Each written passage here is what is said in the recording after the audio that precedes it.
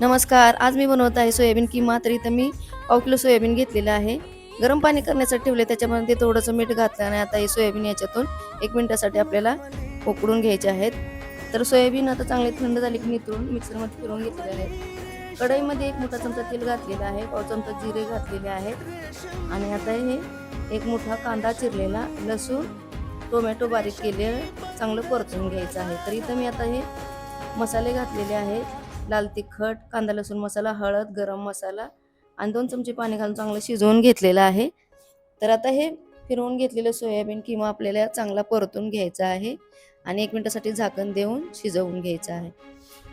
तर इथं किमा तयार झालेला. आता पाव गरम करून घेऊया. तर तव्याला मी बटर लावलेलं आहे, याच्यामध्ये हळद आणि लाल तिखट घातलं आणि आता पाव गरम करून घेतलेले आहेत.